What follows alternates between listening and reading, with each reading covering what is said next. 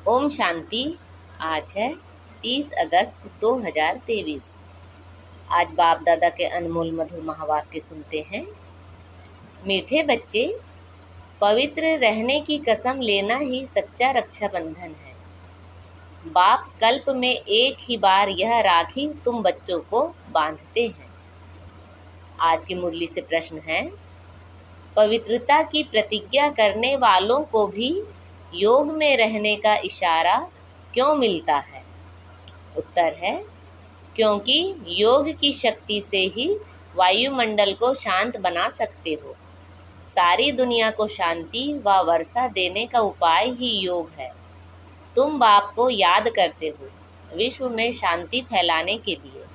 जितना बाप को याद करेंगे उतना माया का असर नहीं होगा। बाप का यही फरमान है, बच्चे अशरीरी भव। आज की मुरली में गीत बजा है, भैया मेरे राखी के बंधन को निभाना। ओम शांति। बेहद के बाप का बच्चों प्रति फरमान है कि अशरीरी होकर रहो, अर्थात अपने को आत्मा निश्चय कर इन कर्मेंद्रियों से अपने को अलग समझो। यह शरीर डिपेंड करता ही है आत्मा के ऊपर। आत्मा अलग हो जाती है तो शरीर कोई काम की चीज़ नहीं रहता, जिसको फिर जलाया जाता है। जब आत्मा निकल जाती है तो जैसे मुर्दा किचड़ा हो जाता है। किचड़ा होता है तो कहते हैं कि इस किचड़े को जला दो। आत्मा बिगर यह शरीर काम का नहीं है। तो अहम आत्मा इमॉर्टल है। यह शरीर जो पाड़ बजाने के लिए मिलता है, यह विनाशी है। आत्मा निकल जाती है तो यह शरीर कोई काम का नहीं रहता, बदबू हो जाती है। शरीर के बिगर आत्मा साइलेंस रहती है।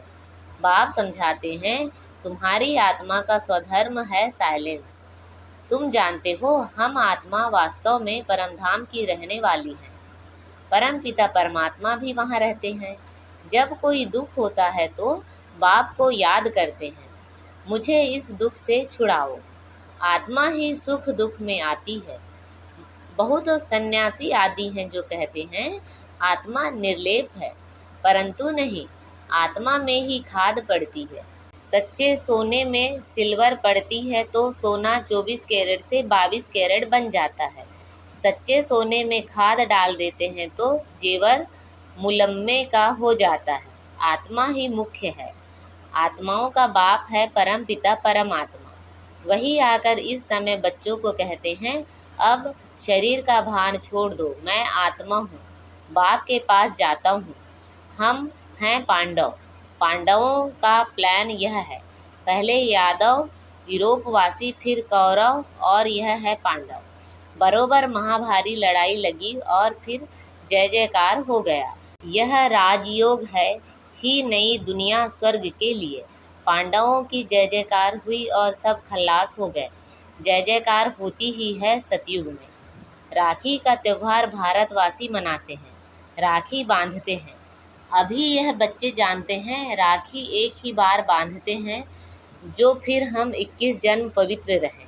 तो जरूर कलयुग अंत में राखी बांधने वाला चाहिए। राखी कौन आकर बांधते हैं, कौन प्रतिज्ञा कराते हैं? स्वयं बाप और जो उनके वंशावली ब्राह्मण हैं। सच्चे सच्चे ब्राह्मण तुम हो। ब्राह्मण ही राखी बांधते हैं। बहन भाई को बांधे यह भी झूठी बनावट है। बुजुर्ग लोग जानते हैं, आगे ब्राह्मण ही आकर धागे की राखी बांधते थे। वह कोई ऐसे नहीं कहते कि तुमको पवित्र रहना है। पवित्रता को वह जानते ही नहीं। तो यह राखी उत्सव जरूर संगम पर हुआ है। कितना वर्ष हुआ? 5000 वर्ष। संगम पर बाप ने राखी बांधी। फिर हम सतयुग त्रेता अंत तक पवित्र रहे। फिर भक्ति मार्ग से यह राखी त्यौहार शुरू हो गया। कहते हैं यह उत्सव परंपरा से मनाते आए हैं, परंतु ऐसे तो है नहीं। 5000 वर्ष में हम एक ही बार राखी बांधते हैं। जब द्वापर से पतित बनते हैं तो वर्ष वर्ष राखी बांधते हैं, क्योंकि अपवित्र बनते हैं। जैसे वर्ष वर्ष रावण को भी जलाते हैं, वैसे वर्ष वर्ष राखी भी बांधते हैं। वास्तव में इनका अर्थ तुम समझते हो। बाप आकर कहते हैं, बच्चे प्रतिज्ञा करो। राखी बांधने से कुछ नहीं होता है, यह तो कसम उठाया जाता है कि बाबा हम अभी पवित्र रहेंगे। तो ड्रामा में इन उत्सवों की नूंद है। सतयुग त्रेता में राखी बांधने की दरकार नहीं रहती, वह है ही वाइसलेस वर्ल्ड। इस समय अपनी है चढ़ती कला, फिर तो उतरना होता है। हम फिर सतो प्रधान देवता बनेंगे। ब्राह्मण कहते हैं हम अभी ईश्वर की संतान हैं, फिर सो देवता बनते हैं। बनाने वाला है परम पिता परमात्मा। मनुष्य से देवता निराकार परम पिता परमात्मा बनाते हैं, मनुष्य नहीं बना सकते। उन्होंने मनुष्य का नाम डाल दिया है। श्री कृष्ण को भी द्वापर में ले गए हैं। तुम पतित से पावन कलयुग अंत में बनते हो, फिर सतयुग आना है। अगर द्वापर में आए तो फिर कलयुग का नाम गुम हो जाना चाहिए। यह रॉन्ग बात है। जब रॉन्ग हो तब तो बाप आकर राइट बनाए ना। अभी सब झूठे हैं, झूठी माया झूठी काया। बाप आकर बच्चों को सच्चा बनाते हैं। सतयुग त्रेता में कभी झूठ बोलते ही नहीं। यहाँ तो पाप करते झूठ बोलते रहते हैं। पाप आत्माओं को पुण्य आत्मा तो बाप ही बनाएंगे।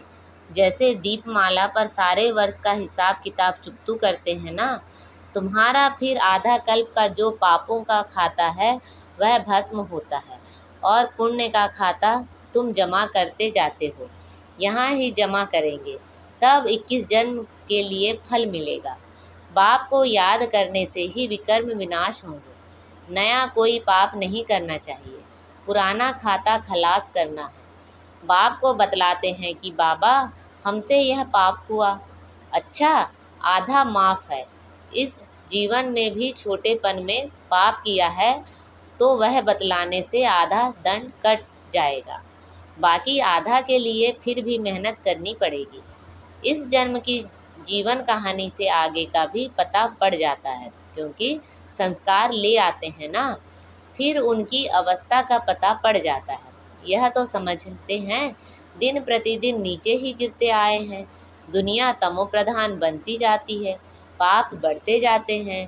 फिर पतित पावन बाप आकर राखी बांधते हैं, अर्थात प्रतिज्ञा कराते हैं, तो तुम पवित्र बन जाते हो। परंपरा अर्थात हर 5000 वर्ष बाद यह सच्ची सच्ची राखी बाप से बंधवाते, फिर उसकी रस्म रिवाज आधा कल्प चलती है। उसका बहुत महत्व है। पहले पहले महत्व है जो राखी बांधते हैं, उनका उत्सव है मुख्य। उच्चते उच्च उत्सव है शिव जयंती, जिसका कोई को पता नहीं है कि वह कब आए, क्या आकर किया। इब्राहिम, बुद्ध, क्राइस्ट आदि कब आए, यह तो सब जानते हैं ना। उनसे आगे सतयुग त्रेता में क्या था, वह हिस्ट्री ज्योग्राफी कोई जानते नहीं। देवी देवताओं की राजधानी कैसे स्थापन हुई, कितना समय चली, यह कोई जानते नहीं। मुख से कहते हैं सतयुग के लक्ष्मी नारायण सर्वगुण संपन्न 16 कला संपूर्ण निर्विकारी थे। लक्ष्मी नारायण तो हुए महाराजा महारानी। उन्हों का बचपन भी चाहिए, बच्चों का किसी को पता नहीं है। राधे कृष्ण को फिर उल्टा द्वापर में ले आते हैं।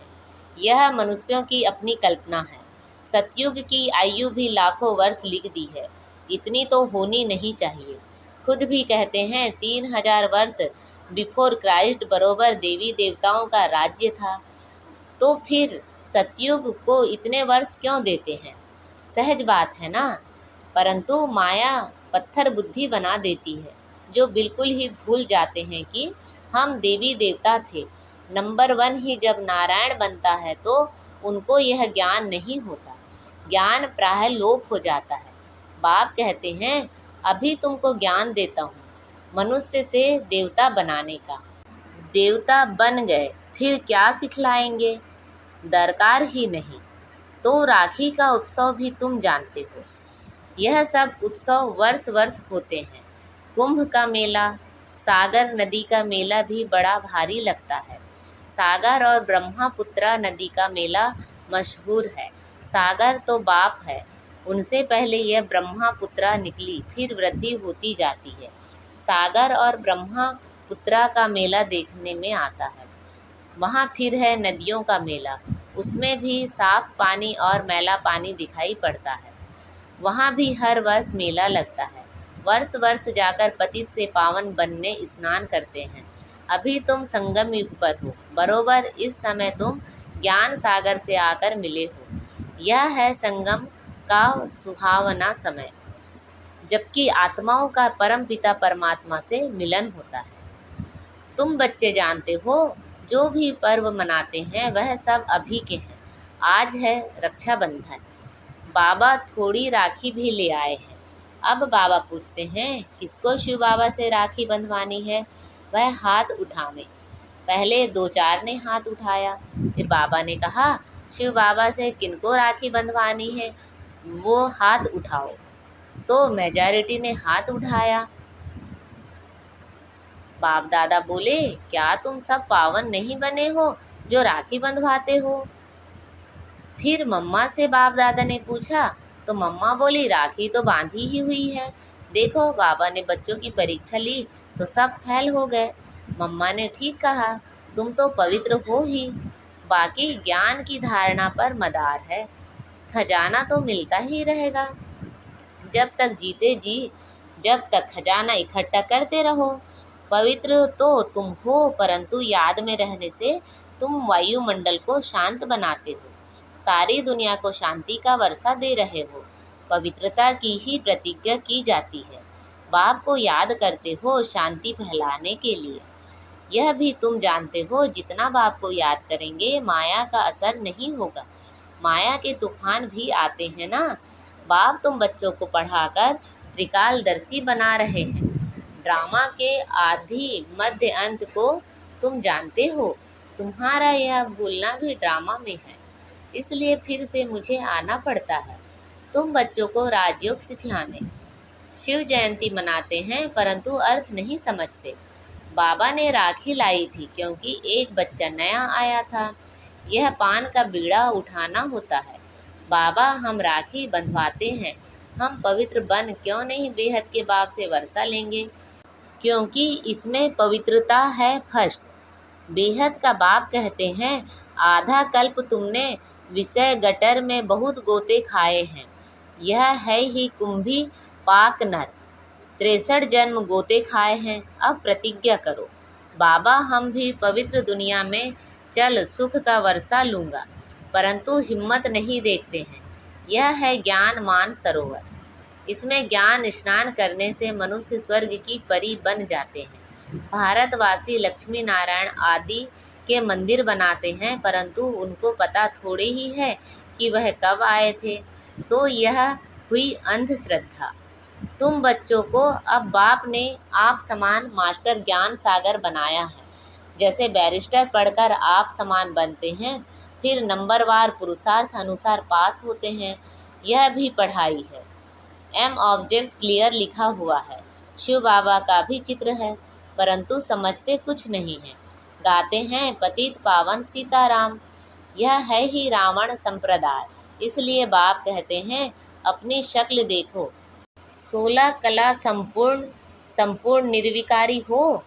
अपने को आत्मा निश्चय करते हो। तुम्हारी आत्मा का बाप कौन है, उनको नहीं जानते हो तो तुम नास्तिक ठहरे। फिर नास्तिक लक्ष्मी को कैसे वरेंगे? तुम जानते हो, बरोबर हम बंदर संप्रदाय थे, अब हम श्री नारायण को वरने लायक बनते हैं। बाप कहते हैं, मैं तुमको माया रावण के राज्य से लिबरेट करने आया हूँ।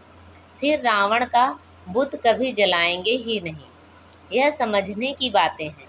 जितना पुरुषार्थ करेंगे उतना अच्छा वर्षा पाएंगे। बाबा बता सकते हैं, तुम इस समय के पुरुषार्थ अनुसार क्या बनेंगे। आजकल मनुष्यों की मौत तो बड़ी चीप सस्ती है।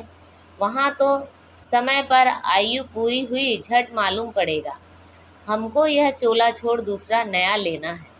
नई नई आत्माएं आती हैं तो पहले पहले उन्हों की महिमा होती है, फिर कम हो जाती है। सतो रजो तमो से हरे को पास करना पड़ता है। बाबा आकर सतो प्रधान बनाते हैं। यह भी वंडर है। इतनी करोड़ आत्माओं को अपना अविनाशी पाठ मिला हुआ है, जो कभी विनाश नहीं हो सकता। आत्मा इतनी छोटी सी बिंदी है, उनमें सारा अविनाशी पाठ भरा हुआ है। इसको कुदरत कहा जाता है। नया कोई इन बातों को समझ ना सके। बड़ी गूढ़ बातें हैं।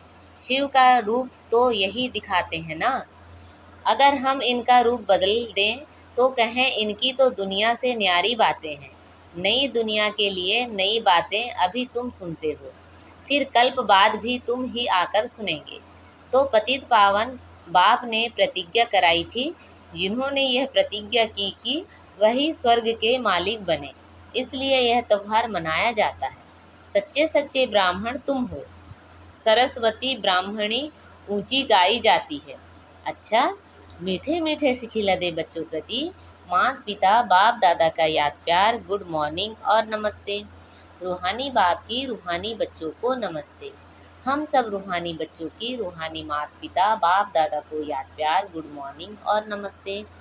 आज की मुरली से धारणा के लिए मुख्य सार हैं। पुराने कर्मों का खाता खल्लास कर पुण्य का खाता जमा करना है। याद में रह शांति का वायुमंडल बनाना है। पवित्रता की प्रतिज्ञा कर पवित्र रहने की सच्ची राखी हर एक को बांधनी है। आज बाबा ने हमें वरदान दिया है, सदा दिल खुश मिठाई खाने और खिलाने वाले सच्चे सेवाधारी खुश मिजाज भव। सदा दिल खुश मिठाई खाने और खिलाने वाले सच्चे सेवाधारी खुश मिजाज भव। जो रोज अमृत वेले दिल खुश मिठाई खाते हैं, वे स्वयं भी सारा दिन खुश रहते हैं और दूसरे भी उनको देख खुश होते हैं। यह दिल खुश की खुराक कैसी भी परिस्थिति को छोटा बना देती है, पहाड़ को रुई बना देती है। तो सदा यही स्मृति रहे कि हम दिल खुश मिठाई खाने और दूसरों को खिलाने वाले हैं। रोने की परिस्थिति में भी मन सदा खुश रहे, तब कहेंगे खुश मिजाज। उनके चेहरे से भी सेवा होती है। उनकी सूरत ज्ञान की सीरत को प्रत्यक्ष करती है। आज का स्लोगन है, जिनके हर संकल्प से अनेकों को श्रेष्ठ जीवन बनाने की प्रेरणा प्राप्त हो, वही पुण्य आत्मा है। जिनके हर संकल्प से अनेकों को श्रेष्ठ जीवन बनाने की प्रेरणा प्राप्त हो, वही पुण्य आत्मा है। अच्छा, ओम शांति।